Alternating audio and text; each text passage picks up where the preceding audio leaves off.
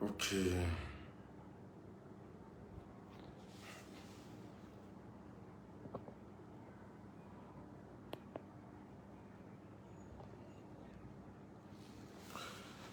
Salam alaikum, salam alaikum. An balima maliyɛnw an b'aw fo k'aw barikada. A balimakɛ ni aw denkɛ don Amarachi la jury chercheur. M'a ɲini aw fɛ a ka a partager. A y'a partager a ka kɛr bila. An bɛ une semaine bɔ bientôt kɛlen don ka page signaler. Voilà. Donc ala a ka partage a ka a fanga bonya a ka kɛr bila. A ye partage fanga bonya a ka kɛr bila. Sɔni sa an bɛ don video kɔnɔ. An bɛna an da don thème ba fila de la an ka bi video kɔnɔ. A thème nafa ka bon kojugu. A fɔlɔ Abdoulaye Diop bi a ye Chine ambassadeur reçoit Mali la. O bɛna Faransi diyagoya de. O bɛna Faransi diyagoya ka tɛgɛ tɔlɔmi ka taa n'a ye Nations Unies na ONU ɲɛma pour que confrontation ka kɛ. An bɛna an da don o la. O tɛmɛlen kɔ filanan ye mun de ye? Macron taara Algérie a furontora ja Macron bɛ siran activistes ɲɛ tan de. Ja Macron bɛ siran activistes ɲɛ. A furontora wa kuma wɛrɛw a ye kuma wɛrɛw fɔ an bɛna an da don olu bɛɛ la ka olu bɛɛ développer. Ka kungun n'a ɲɛ di aw ma a ka faamuya sɔrɔ a la a ka tɔmɔta sɔrɔ a la. Donc m'a ɲini aw fɛ a ye partage fanga bonya a ye kɛr bila a ka partage fanga bonya a ye kɛr bila a ka partage fanga bonya. Nin yɔrɔ la an b'an ka serifukɛ fo kabako fura tigi Cheikh Tiyami Ayidara. Ala ye serifukɛ sɔn kabako fura la fura min n'a ka ɲi bana baden ma tension diabète furudimi rɛndimi kɔdimi a ka ca. Serifukɛ ka numéro ye 78 78 03 03. O tɛmɛlen kɔ an b'an ka belebele fo Seku Lasana Kanɛ a bɛ Segu. A ye baara min kɛ i bɛ ka tagali la ka se bi ma folen don. Don min n'a ŋunana Mali a dɔnna. Wa halisa a bɛ ka baara min kɛ pour que Faransi ka taa a folen don. Ka Segu karamɔgɔ n'a dɔnnibaga bɛɛ fo. Ka karamɔgɔ Ayidara ka se Buye ma Asharafu Sharafa sɛgɛnbali ɲinabali a ka foli bɛ yan. Sufi Bilal ninnu bɛɛ ka foli bɛ yan. Ka Mali karamɔgɔ n'a dɔnnibaga kelen o kelen kɛnɛ kan dogo kan minnu bɛ ka Mali dɛmɛ o bɛɛ folen don. K'ale politologue fo Seku Tunkara a folen bɛ. Ka Jo Bala ninnu Docteur Alaye Bokum a ka foli bɛ yan ka se Num Togo Amara Pacili Damangele ninnu Bala Ira Jason a n'a ɲɔgɔnna caman u ka ca. Donc olu bɛɛ folen kɔ an bɛna sɛnsɛn ka don an ka video kɔnɔna la. Donc a ye kɛr bila a ka video a ka partager. Malidenw Abdoulaye Diop a n'a ka stratégie a b'a dɔn ko cɛ in bɛ diplomatie dɔn. Mali ye Faransi convoqué ONU ɲɛma ko Faransi ka na i dantigɛ. Faransi ka na i expliquer ko in kɛra cogo min na a bɛ ka terroristes furu ni armes na cogo min na a bɛ ka terroristes ta avion na k'u fili ka jigin Mali kɔnɔ a bɛ ka maramafɛn di terroristes ma cogo min na Mali ye o preuve de sɔrɔ a enregistrement a kumakan a image tubabu su photo bɛ an bolo Tacite attaque la Mali ye tubabu de faga an ye tubabu su faga o tubabu su olu bɛɛ photo bɛ an bolo donc Mali ye nin preuve minnu réuni ka preuve kɛ ɲɔgɔn kan ka bɛntɛgɛmɔ ko en réalité Faransi yɛrɛ de ye état terroriste ye Faransi de bɛ terroristes kɔkɔrɔ Amadou Koufa ko tɛ tiɲɛ Yad ko tɛ tiɲɛ état islamique ko a si tɛ tiɲɛ c'est la France qui est derrière tout ça Mali y'a preuve bɛɛ sɔrɔ an ka radaru y'a capté est-ce qu'il y'a faamu an y'a information kɛ ɲɔgɔn kan ka Faransi convoqué ONU ɲɛma Faransi convoqué ONU ɲɛma a y'i dalaminɛkala kɛ ko Mali tɛ se ka a kɛ ko ka sababu kɛ ko Mali ye jamana ye ko jamana min ko n'a tɛ les 5 membres permanents conseil de sécurité jamana 5 min yamaruyalen don u ka kuma diɲɛ mɔgɔ tɔgɔ la wagati bɛɛ ko Mali t'o jamana 5 ko Mali t'o kɔnɔna la entre temps a bɛ ka fɛɛrɛ ni dabaliw tigɛ Faransi bɛ ka fɛɛrɛ ni dabali sugu bɛɛ tigɛ est-ce qu'il y'a faamu ko Mali kana se ka face à face kɛ ni ale ye Mali kana se ka ale lasigi ONU na ale ni Mali kana se ka kuma Mali ka taa nin preuve ninnu yira parce que ni Mali ye nin preuve ninnu yira i b'a dɔn ko diɲɛ mɔgɔ bɛna tigɛ Faransi la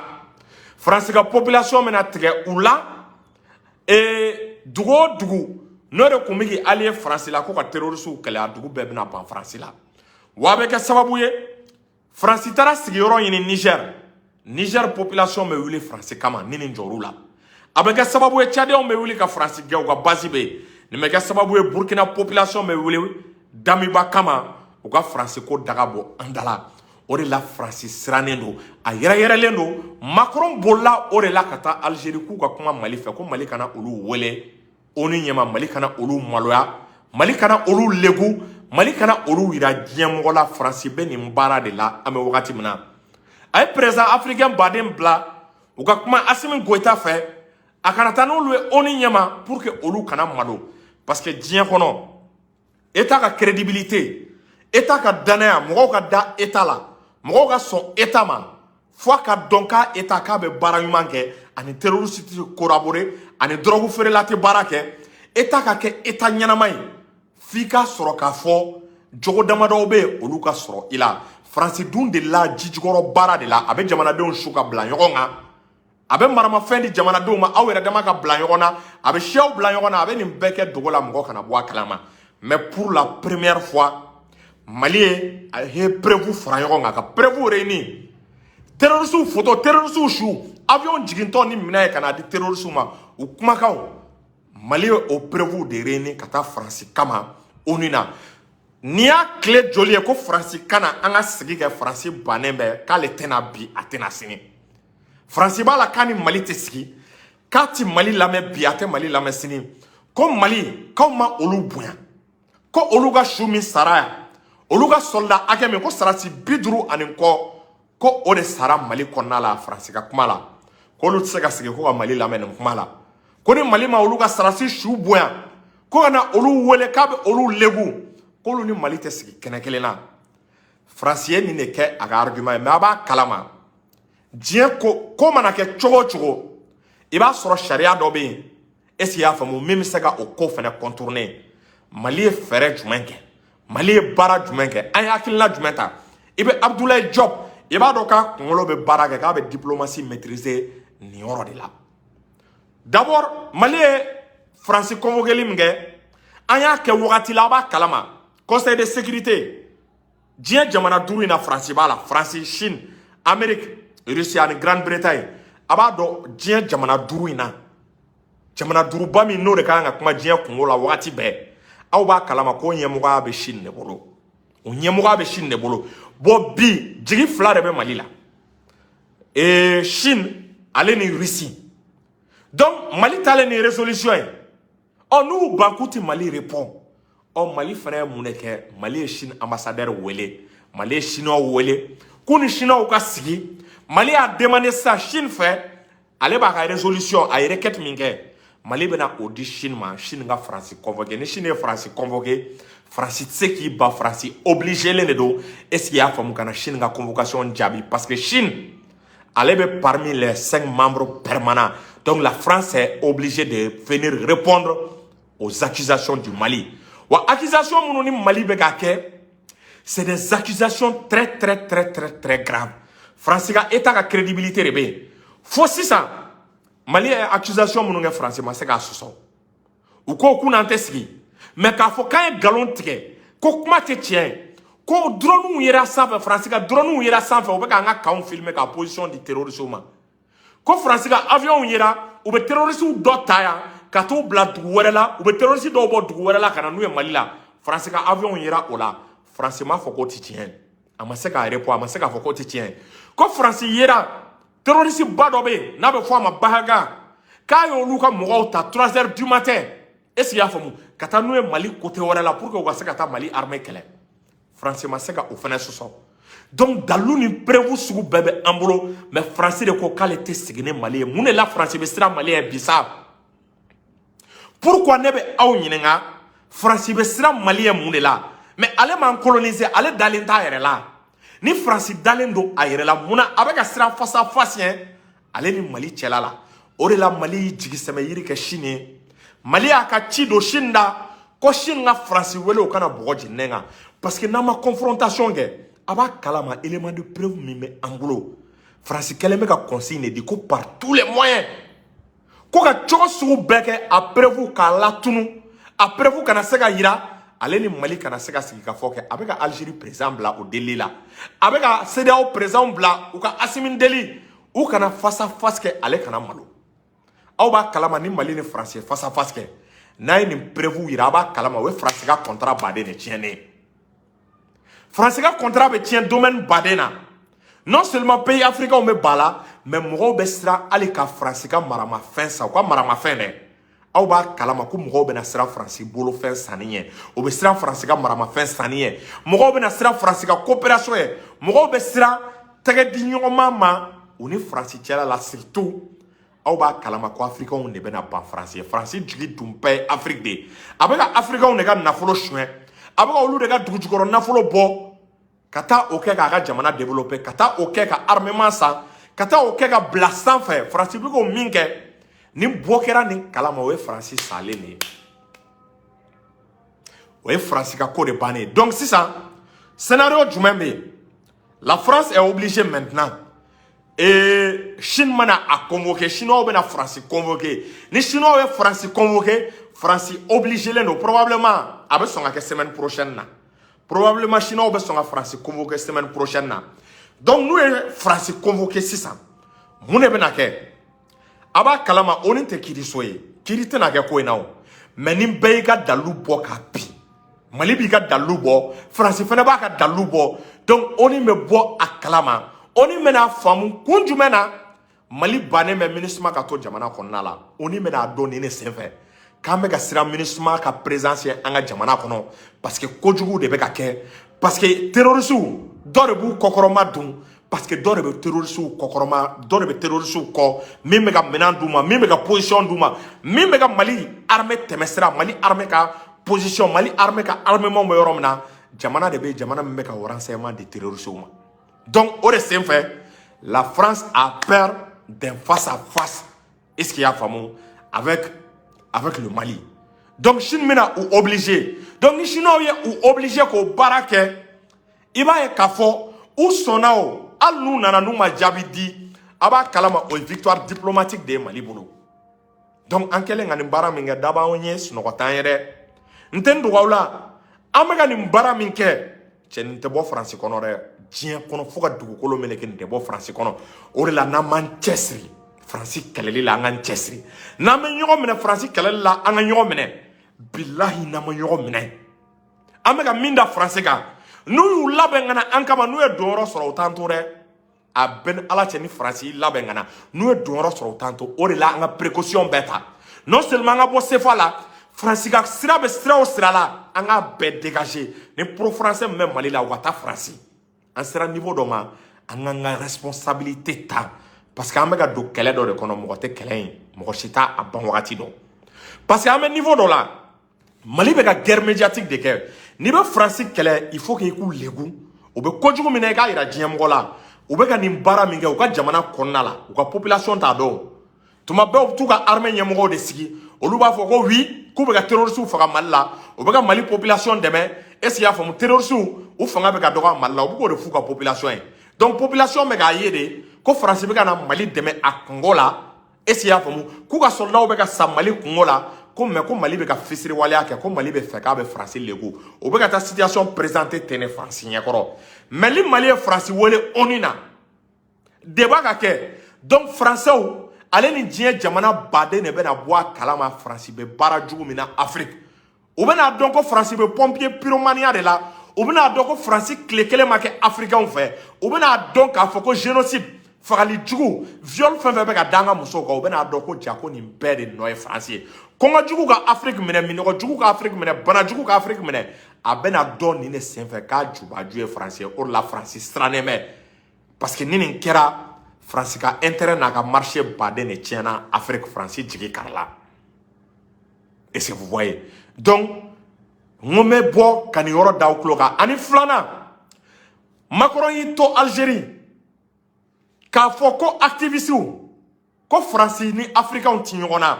ko me ko activiste sarale me Chine activiste sarale me Russie refe ko ka France to tien ko ka France legu jaja makoro mesra activiste ou jaja jodabe activiste ou la ore la malion wallahi naba activiste ou protéger Mali autorité nabe activiste ou protéger ni a chien flawa chien sabare makoro meka kuma ko activiste ou ko olu de beka France to tien ko activiste ou de beka ke sababu africain ou meka ban France la ka l'état do ka font fenge activiste ou la ko jeunesse africaine ku beka manipuler activiste ou de fait ala kama ni la ni a chien flawa chien sabare Macron meka kuma activiste ou ka sendola ako ka l'état Amérique kata kuma Facebook nye mo ba fait no Mark Zuckerberg ye ko ka la yo ka solution yin activiste munu meka France kele munu meka France to tien munu meka France leku n'a fɔra Macron mesra anw ye mais anw yɛrɛ ka jamana kɔnɔ anw considérelen tɛ autorité kelen tɛ ka anw jate i b'a ye tuma bɛɛ anw de bɛ tribunaliw ɲɛma anw de bɛ ka don kasojuguw la i b'a ye k'a fɔ anw ka faso kanu fɛ autorité protégeli fɛ i b'a ye k'a fɔ anw de bɛ ka diɲɛ problème ni diɲɛ lajaba sugu bɛɛ sɔrɔ wa révolution bɛ ka kɛ n b'a fɔ bi révolution bɛ ka kɛ activistes tɛ ka considérer a kɔnɔ alors que ni a révolution ɲana bi Mali révolution ɲana Asimi ninnu kana fanga la a bɛn Ala ni kira cɛ kɛlɛ 80% bɔra activistes de la k'i kɔgɔ da IBK kɔgɔ la ka IBK ka kojugu ta k'a yira diɲɛ mɔgɔ la activistes de don mais bi olu bɛ ka den kɛrɛfɛ reconnaissance kisɛ kelen collaboration hali ani autorités ka jɛ ka stratégie bila ɲɔgɔn fɛ ka stratégie élaborer ɲɔgɔn fɛ i b'a ye k'a fɔ bibi na an bɛ wagati min na o tɛ yen ni mɔgɔ baden ɲininka waati la k'aw ni autorités bɛ en contact cogo min na c'est faux et archi faux hakilina baden bɛ yen olu bɛ baara min na ni anw m'a ta k'a kɔrɔta n'anw ma baara in ta k'a expliquer malidenw ye Faransi bɛ ka janfa min kɛ u kama n'anw m'a janfa ta k'a expliquer k'u kanu don mɔgɔw la cɛ n balimaw ko in tɛ ɲa dɛ politique de communication min n'a ye IBK jɛ politique de communication min n'a ye ATT jɛ activistes bɛ ka o baara de kɛ ni n'o k'a sɔrɔ activistes kun influalen bɛ ATT ka temps na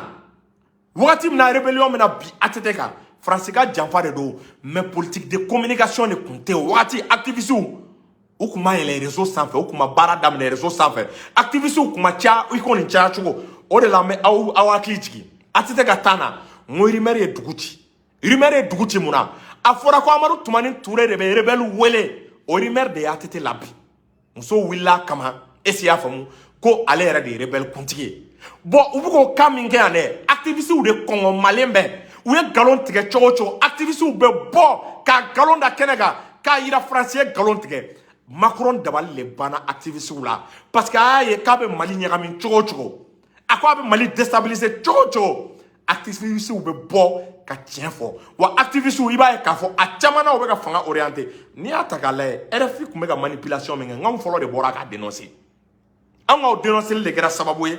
RFI ninnu u datugura wa datugura lafɛra Mali ma aw m'a ye mauvaise information a dɔgɔyara an bɛ wagati min kɔnɔna la mais n'a fɔra an bɛ o la le minimum de considération ni révolution kɛra Sékou Tunkara b'a fɔ tuma caman je lui donne raison ni révolution kɛra i bɛ baara kɛ ni révolutionnaires de ye mɔgɔ minnu ye révolution mɔgɔ minnu ye baara kɛ ka révolution lana donc a vision a hakilina a bɛ olu de la mais n'i y'olu bila kɛrɛfɛ i b'a fɔ ko pouvoir bɛ ka révolutionnaires ka olu bila kɛrɛfɛ pouvoir tɛ ka i kɔsi la kɔsini tɛ wariko ye dɛ mais u ka jɛ ka baara kɛ ka stratégie tracer ɲɔgɔn fɛ ka stratégie élaborer mais activistes tɛ ka considérer hali armée ka minɛn yiratɔ dɔrɔn activistes minnu n'u min di fanga ma i b'a ye k'a fɔ olu caman bilala a l'écart e cɛ an ka tiɲɛ fɔ sa ne kɔni tɛ dɔwɛrɛ dɔn Faransi bɛ ka siran activistes ɲɛ cogo min na o b'a yira nafa min bɛ u la ni fanga ma essayer ka activistes cadrer a n'u ka baara kɛ ɲɔgɔn fɛ Ala k'an kisi Faransi ma ɲi fo ka dugukolo meleke ne Amara Sila ne tɛ Mali janfa mais bɛɛ t'i ko ne ye n bɛ kuma dɔ fɔ a ye bɛɛ t'i ko ne cogo bɛɛ t'i ko Sékou Tunkara cogo est-ce qu'il y a faamu c'est-à-dire adamadenw caman bɛ yen n'u bilala situation dɔ kɔnɔna la a ma nɔgɔn dɛ a lajɛ a ka activistes ka domaine encadré u ni aw ka gɛrɛ ɲɔgɔn na u n'aw ka baara kɛ u ka to ka ye aw kɛrɛfɛ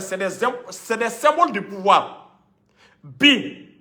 ni fɛn ni régime sɔrɔ ni régime binna bɛn Ala ni kira cɛ a b'a kalama activistes baden bɛ u bɛ dugu in bila u bɛ dugu bila mun na parce que bɛɛ y'u ye u bɛ ka fanga dɛmɛ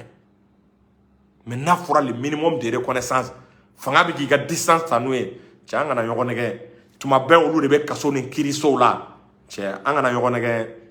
révolution in taga cogo ma ɲi dɛ o yɔrɔ n'i y'i miiri a yɔrɔ bɛ mɔgɔ lasiran n'i miiri a bɛ mɔgɔ lasiran dɛ parce que ni révolution kɛra mɔgɔ minnu kan ka gɛrɛ fanga la olu tɛ ka gɛrɛ i bɛ ka mɔgɔ kuraw de ye tuma bɛɛ i bɛ nouvelle têtes de ye mais les symboles de la révolution olu tɛ ka gɛrɛ wariko tɛ o idée bɛ an n'a ka baara kɛ idée bɛ an na idée baden bɛ yen oui état bɛ ka baara kɛ n'an ka idée baden o anw ka idée de i bɛ ka lataw mais pourquoi on les met à l'écart alors que Macron bɛ ka siraw ɲɛ ni y'a siɲɛ saba de Macron parle des activistes ni y'a siɲɛ saba de Macron parle des activistes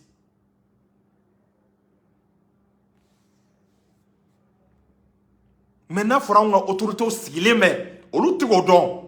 olu tɛ k'o dɔn u tɛ ka u jate u bɛ ka activistes kɛ est-ce qu'il y'a faamu i ko des moins que rien i ko nafa tɛ u la